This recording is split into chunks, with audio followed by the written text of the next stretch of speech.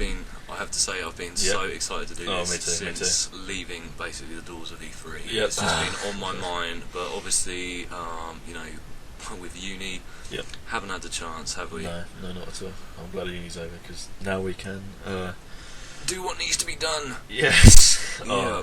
Right. Why are we here? Well, you can probably see by the title on the screen. I reckon they've probably figured out something along the lines of here to talk about Metal Gear Solid.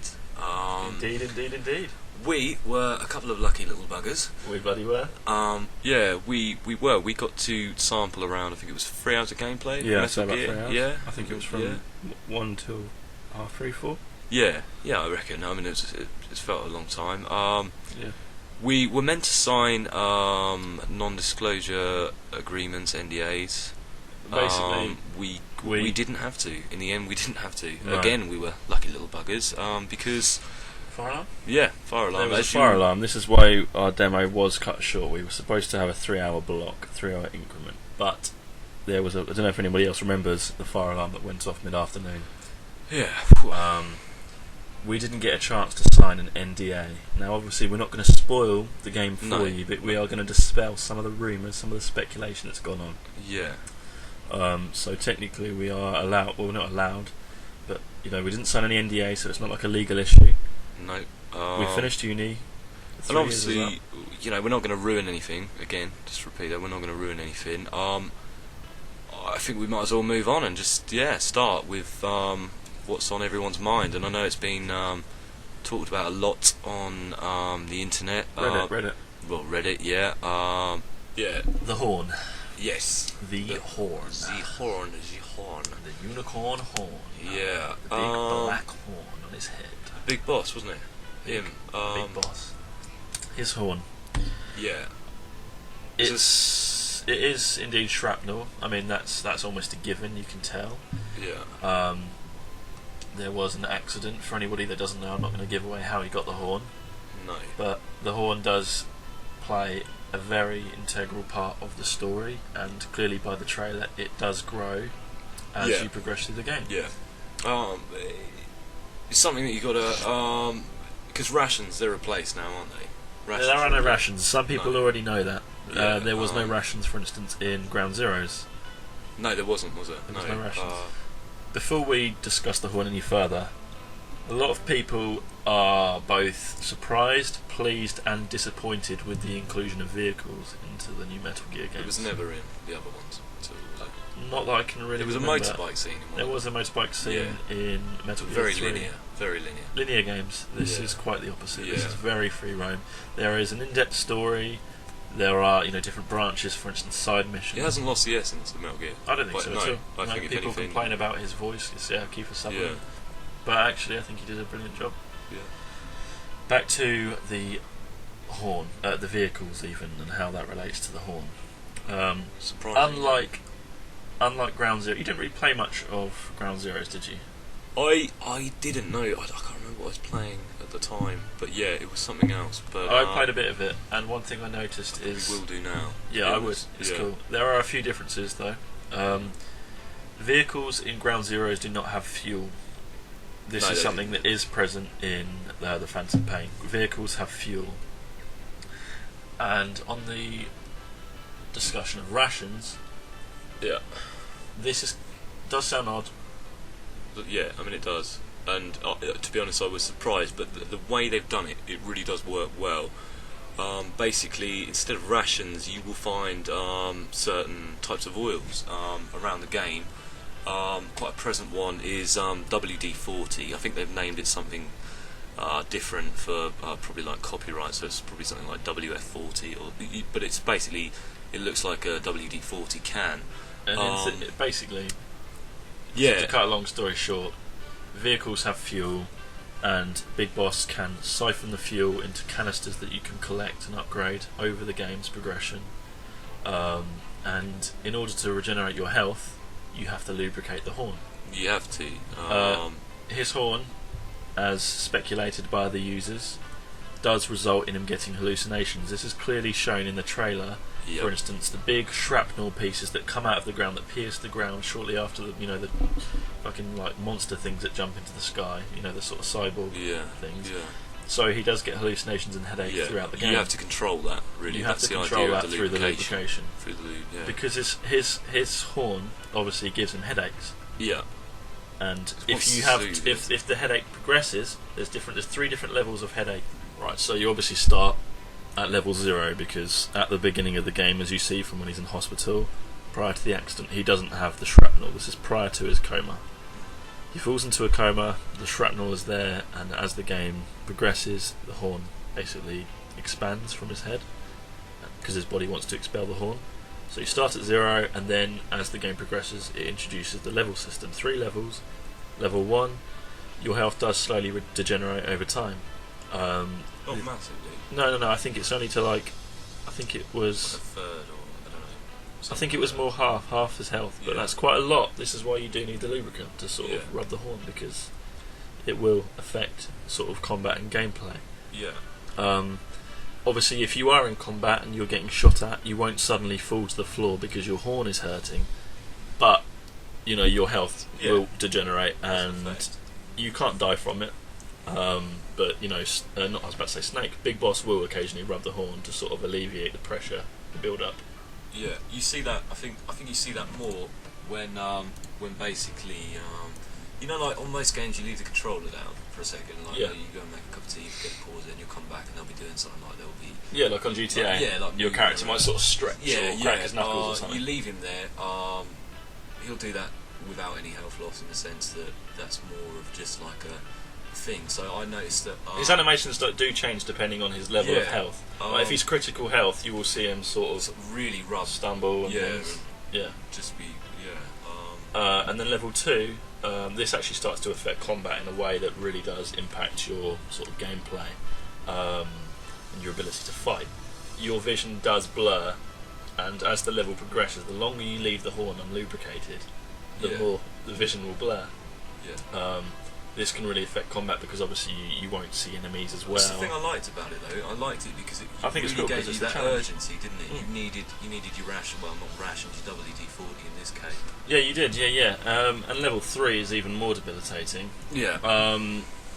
You do start to see hallucinations.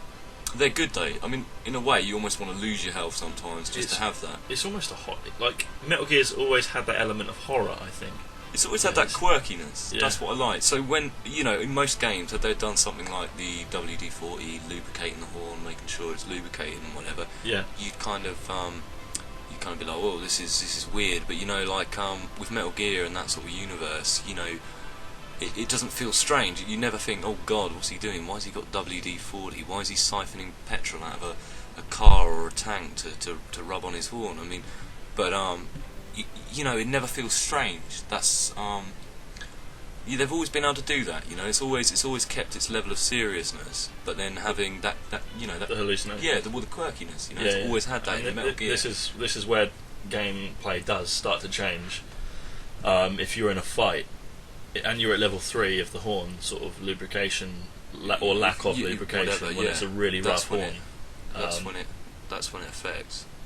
If you're in a fight with, say, 10 enemies surrounding like an encampment or a village or something, suddenly you'll see 50, and then as you kill the ones that are a figment of his imagination, they'll just disappear. A bit like the cyborgs, the woman in the trailer with the E2 on her head. They sort of dissipate almost backwards, like when they appeared. And there's times where if there isn't combat, it's not a jump scare. I think jump scares are really cheap in games. Yeah, I agree. You'll sometimes just see Big Boss sort of react as if he's just like being woken up or he's just being pushed or something. So it's almost like he's getting a jump scare. So it doesn't actually scare the player, but it will. It never feels cheap on some games. It's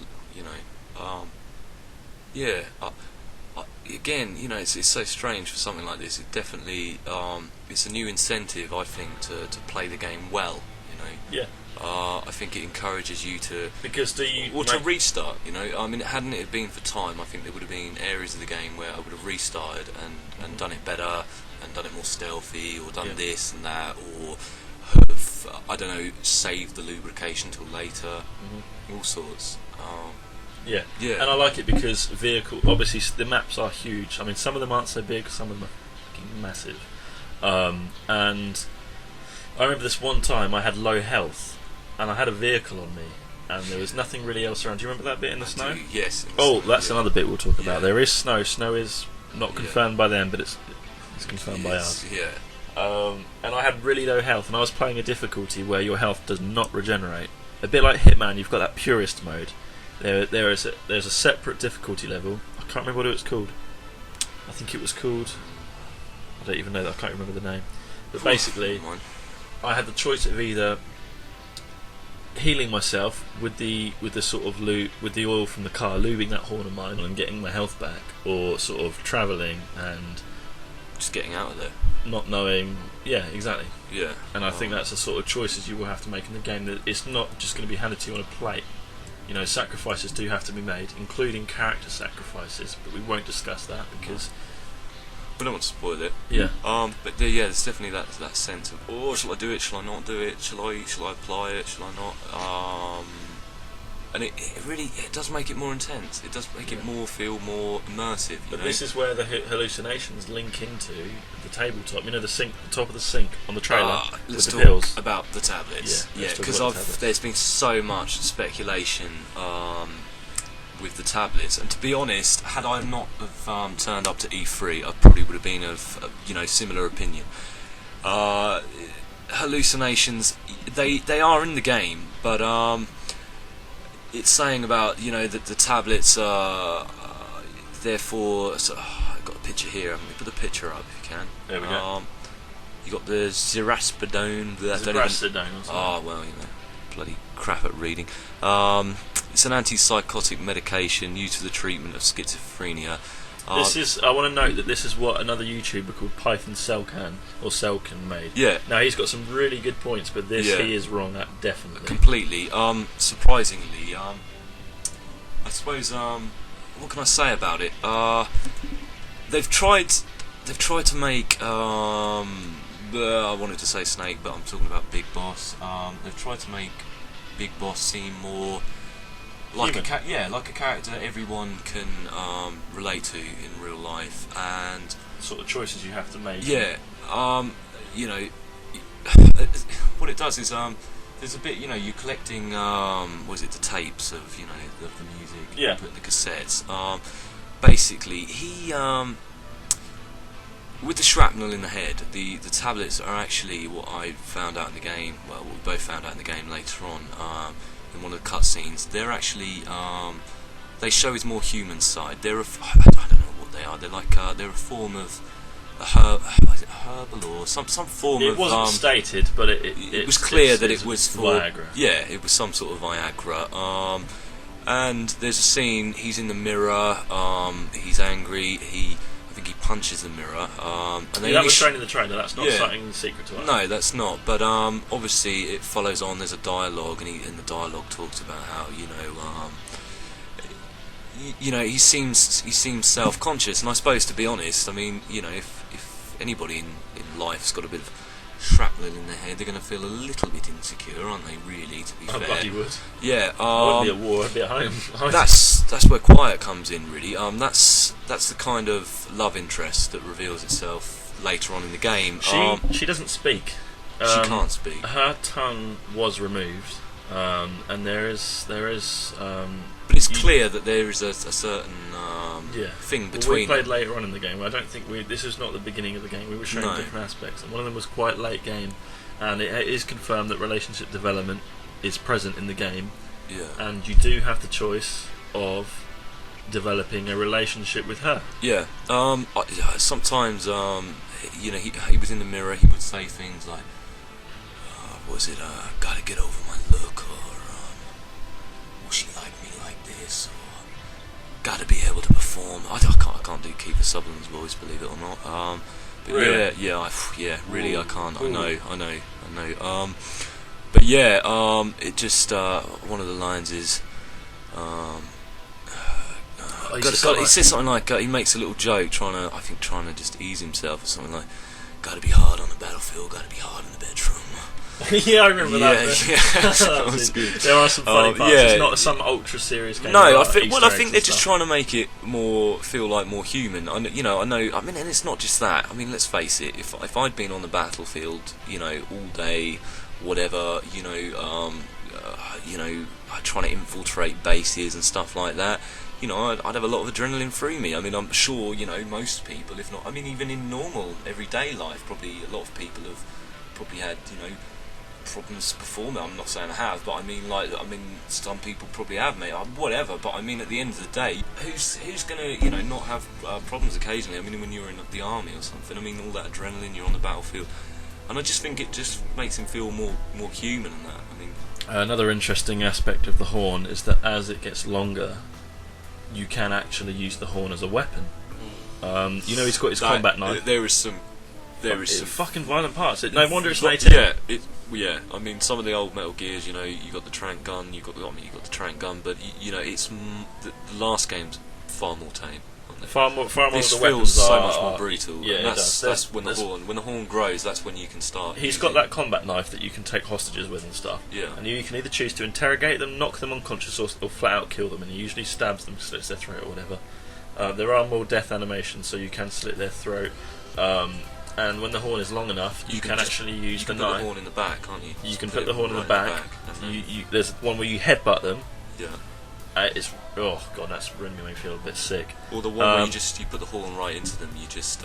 But there's the horn customization. This is another part of the main menu before missions that they didn't relate to, because obviously they haven't got that far in the trailer yet, or the gameplay footage. Yeah. You can sharpen the horn with a knife, and I think it is cosmetic items only. You can actually paint the horn different colours. So you can, if you want to, run around with like a pink horn or like a long brown horn, things like that. So just giving it that. I mean, it's not even essential, is it? But it just gives it that level of detail. They're not going to leave anything out. No, I don't think it's because customise is such a big thing in this game, more than it ever has been. I think. To be honest, so much customisation. Yeah. Do you want to mention about Kiefer? I'll just say one. Yeah, let's mention Kiefer Sutherland. I'll say one thing. A lot of people. I can understand they're kind of sad. They want the voice of Snake, whatever. David Hayter, yeah. They want, but one thing I'll say about Kiefer Sutherland, and I don't know how dedicated he is to like film roles and stuff, but I've got to give praise where praise is due. This bloke, well, he really did develop his character. Like it's not just an on-screen thing, He really took it to the extremes. And I mean, I was surprised when we were interviewing, should I say, the developers and that. One of them mentioned the fact that Kiefer Sutherland, he'd stayed, I think it was something like 3 or 4 months in this jungle. Yep. And it seems like we're always going on about the horn, but he stayed in the jungle for 3 to 4 months, and to try and relate to what Big Boss would be feeling with the shrapnel in the head. Literally. This surprised me, and I thought the level some of these actors will go to get in character, and I will say, and I thought they'd probably just stick to film, but the level of details. Kiefer Sutherland, from what the developers said, stayed in the jungle for 3 to 4 months, and he used to put like this thumbtack, like a drawing pin. Yeah. Where the shrapnel would be. Yeah, he used to literally to feel the pain and to kind of get in character, and that is just, I mean, what a feat that is of how much you'll go to for a part. I think he was able to remove it at something like I think he'd had to remove it before bed and stick it back in when he woke up in the morning. Yeah, so he'd just stick it in his head in the morning, and walking around this jungle. Blistering heat, apparently, and they said, what a tribute to him. He didn't complain. He just got on with the day.